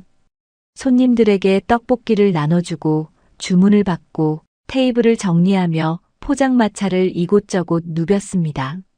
손님들은 그녀의 밝은 에너지에 자연스럽게 끌렸고 포장마차는 더 활기를 띠게 되었습니다. 떡볶이가 정말 맛있어요. 이렇게 맛있는 떡볶이를 만들려면 정말 정성이 많이 필요하겠어요. 그녀의 말에 할아버지는 흐뭇한 미소를 지었습니다. 이거 하나 만드는데도 내 손때가 묻은 시간이 몇십 년이지. 그래도 너 같은 젊은 친구가 관심 가져주니 기분이 참 좋구나. 그녀의 진심 어린 태도는 할아버지에게 큰 위로가 되었습니다. 그는 떡볶이를 만드는 과정에 대해 하나하나 설명해주며 그녀를 점점 가족처럼 대하기 시작했습니다. 그녀는 포장마차를 돕는 이외에도 가족과 시간을 보내며 자연스럽게 그들 사이의 농민재였어요. 시간이 지나면서 가족 모두는 그녀를 환영했습니다. 할머니는 그녀의 성품에 감탄하며 이렇게 말했습니다. 수진이는 정말 괜찮은 사람이에요. 우리 민재가 좋은 사람을 만났네요. 그리고 할아버지는 민재에게 조용히 말했습니다. 수진이가 참 괜찮은 아이 같구나. 이렇게 성실하고 밝은 사람은 정말 드물어. 너가 결혼하고 싶다는 마음을 이제야 이해할 것 같구나. 민재는 가족들의 긍정적인 반응에 크게 안도하며 그녀와 결혼을 확신했습니다. 그가 말했습니다. 아버지, 어머니, 그녀와 함께라면 정말 행복한 가정을 이룰 수 있을 것 같아요. 앞으로도 많은 일이 있겠지만 그녀와 함께라면 어떤 어려움도 이겨낼 수 있을 거라 믿습니다. 그날 밤 가족들은 오랜만에 모여 앉아 웃으며 이야기를 나누었습니다. 그녀가 가족의 일원이 된 듯한 따뜻한 분위기 속에서 할아버지는 새로운 희망을 느꼈습니다. 포장마차에서 시작된 그녀와의 인연은 이제 가족 모두의 삶을 조금씩 바꾸고 있었으니까요. 며칠 후 민재는 수진의 부모님께 정식으로 인사드리기로 약속했습니다. 결혼을 앞두고 예비 장인 어른과 장모님께 예의를 갖추는 것이 마땅하다고 생각했어요. 민재는 긴장된 마음으로 수진과 함께 약속 장소로 향했습니다. 수진의 집에 도착하자 그녀는 밝은 미소로 그를 안심시키며 말했습니다. 우리 아빠 엄청 친절하셔. 처음에는 조금 엄격하게 보이실 수도 있지만 걱정할 필요 없어. 민재는 그녀의 말을 듣고 마음을 다잡으며 현관문 앞으로 섰습니다. 초인종을 누르고 잠시 후 문이 열렸습니다. 그런데 문 앞에 선 사람의 얼굴을 본 순간 민재는 굳어버리고 말았습니다. 박 사장님? 거래처 사장 역시 놀란 얼굴로 민재를 바라보며 중얼거렸습니다. 김 이사? 여기가 어떻게? 둘은 한동안 아무 말도 못하고 서 있었습니다. 예상치 못한 만남에 두 사람 모두 당황한 기색이 역력했어요. 뒤따라오던 수진이 상황을 파악하지 못한 채 물었습니다. 두 분 서로 아시는 사이예요? 박 사장은 급히 표정을 고치고 말을 돌렸습니다. 뭐, 그렇긴 하지. 회사 일로 몇 번 만난 적 있지. 그러나 그의 어색한 태도는 누구나 알아챌 수 있을 만큼 티가 났습니다. 거실로 자리를 옮긴 뒤 수지는 부모님께 민재를 정식으로 소개했습니다. 아빠, 엄마, 이쪽은 제 남자친구 김민재예요. 저희 결혼을 생각하고 있어요. 민재는 예의를 갖춰 인사했습니다. 안녕하세요. 김민재입니다. 뵙게 되어 영광입니다. 하지만 박 사장은 이미 얼굴이 굳어 있었어요. 그는 곧장 자리에 앉으며 냉정한 목소리로 물었습니다. 결혼이라. 그게 무슨 소리지? 둘이 사귀는 사이라는 것도 오늘 처음 알았는데. 수지는 그 말에 당황하며 답했습니다. 아빠, 말씀드리려 했는데 좀 늦었어요. 민재 씨는 정말 좋은 사람이에요. 그리고 저희 진지하게 결혼을 생각하고 있어요. 박 사장은 고개를 저으며 단호히 말했습니다. 안 된다. 이 결혼은 절대 허락 못한다. 그의 말에 방 안 공기가 차갑게 가라앉았습니다. 수지는 놀란 얼굴로 물었습니다. 왜요, 아빠? 민재 씨가 뭘 잘못했나요? 그러나 박 사장은 이유를 설명하지 않은 채 고집을 꺾지 않았습니다. 너가 모르는 이유가 있다. 하지만 그건 중요한 게 아니다. 나는 이 결혼을 허락할 수 없다. 그게 다야. 민재는 그런 박 사장의 태도에 마음이 복잡해졌습니다. 거래처 사장과의 인연은 끝났다고 생각했지만 이처럼 사적인 자리에서 다시 얽히게 될 줄은 상상조차 하지 못했어요. 그는 상황을 더 악화시키지 않기 위해 무릎을 꿇고 침착하게 대화를 시도했습니다. 사장님, 제가 부족한 부분이 많다는 건 알지만 진심으로 따님의 행복을 위해 노력하겠습니다. 저를 조금만 더 믿어주시면 감사하겠습니다. 그러나 그의 진심 어린 말도 박 사장의 굳은 태도를 바꾸지 못했습니다. 그는 손을 들어 민재의 말을 막으며 말했습니다. 더 말하지 마세요. 제가 이 결혼을 반대하는 데는 이유가 있어요. 그리고 그 이유를 잘 알 거라고 생각해요. 수지는 아버지의 말을 이해할 수 없었습니다. 그녀는 아버지와 민재가 서로 알고 있다는 사실과 아버지가 결혼을 강하게 반대하는 이유를 도무지 납득할 수 없었어요. 결국 그녀는 화를 참지 못하고 일어서며 말했습니다. 아빠, 이렇게 반대만 하시면 저도 가만히 있지 않을 거예요. 민재 씨는 정말 좋은 사람이에요. 아빠가 싫어하시는 이유를 납득할 수 없어요. 그녀의 단호한 태도에 박 사장은 잠시 당황했지만 여전히 고개를 저었습니다. 내가 너를 위해 내리는 결정이다. 져서 사람이 얼마나 좋은 사람인지 알지 못해서가 아니다.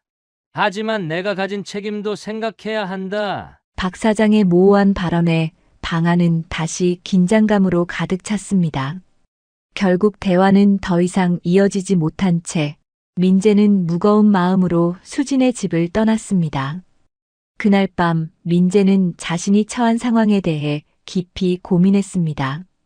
할아버지의 사고로 시작된 일이 이렇게까지 꼬일 줄은 상상도 못했습니다. 그는 스스로에게 되뇌었습니다. 이렇게 끝낼 수는 없어. 내가 진심을 다해 노력한다면 분명히 길이 있을 거야.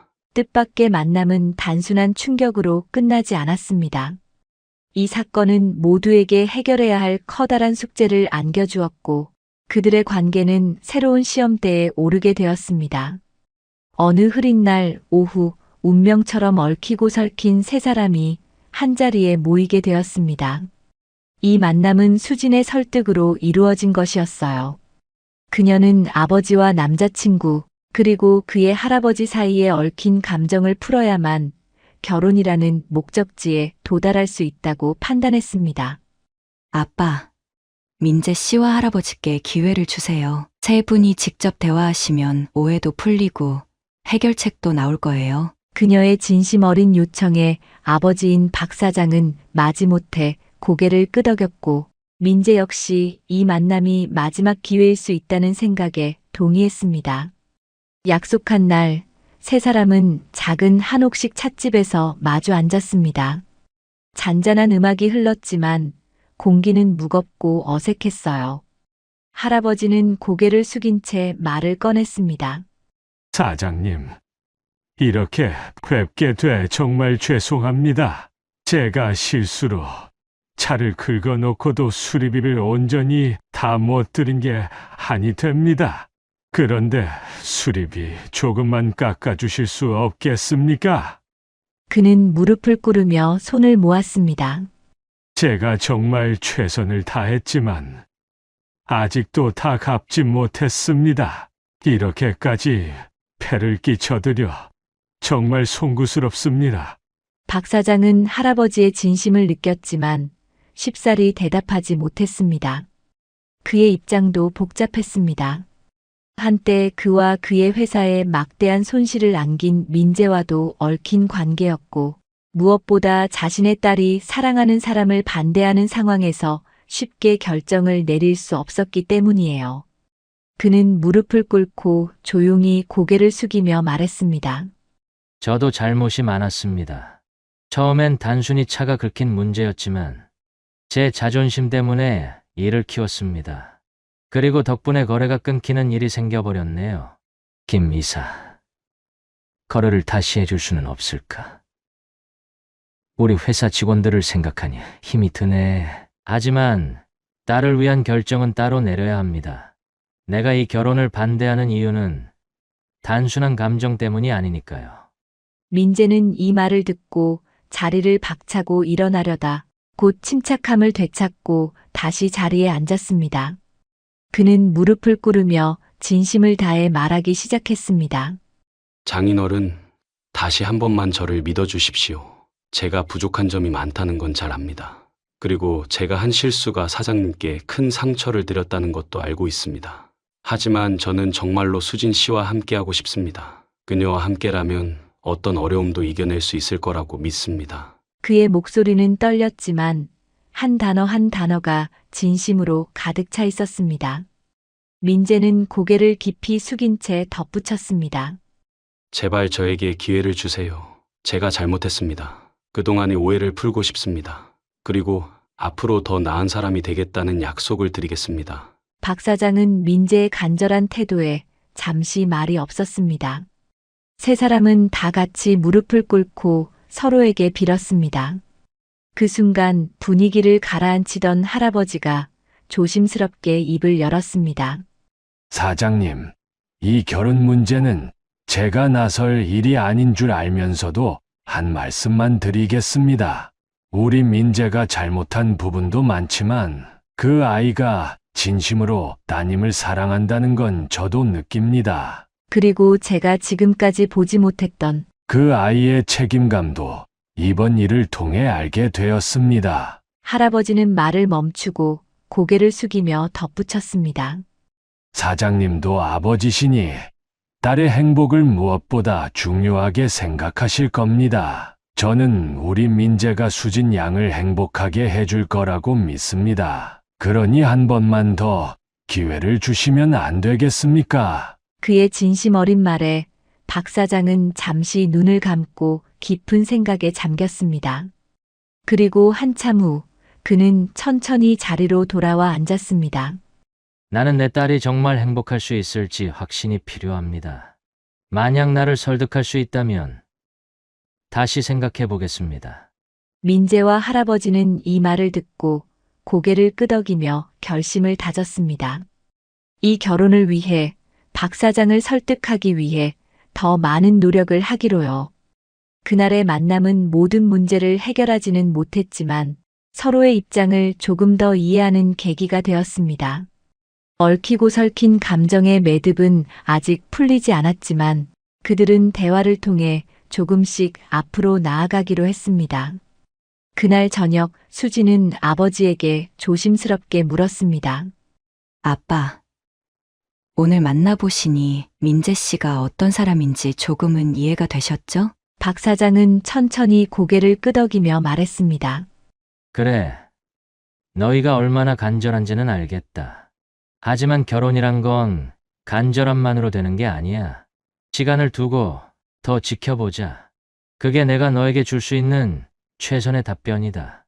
수지는 아버지의 답변에 조금은 아쉬웠지만 그나마 희망이 보인다는 사실에 안도했습니다.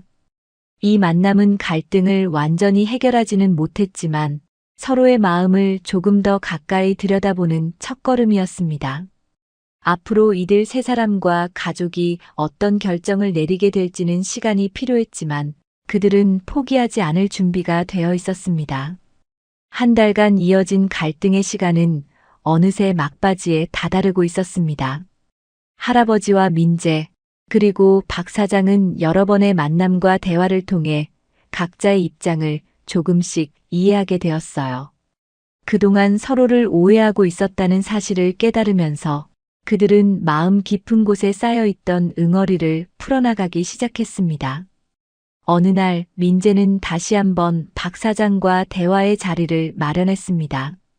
이번에는 아버지를 대신해 홀로 나섰습니다. 그는 깔끔한 정장을 입고 박 사장이 자주 찾는 한적한 카페로 들어갔어요. 박 사장은 이미 그곳에서 기다리고 있었습니다. 사장님, 다시 한번 찾아뵙게 되어 감사합니다. 박 사장은 고개를 끄덕이며 말했습니다. 김 이사, 오늘은 어떤 말을 하려는지 궁금하군요. 민재는 깊게 숨을 들이쉬고 천천히 입을 열었습니다. 사장님, 제가 이번 일을 겪으면서 느낀 것이 많습니다. 저는 사장님께 큰 실수를 했습니다.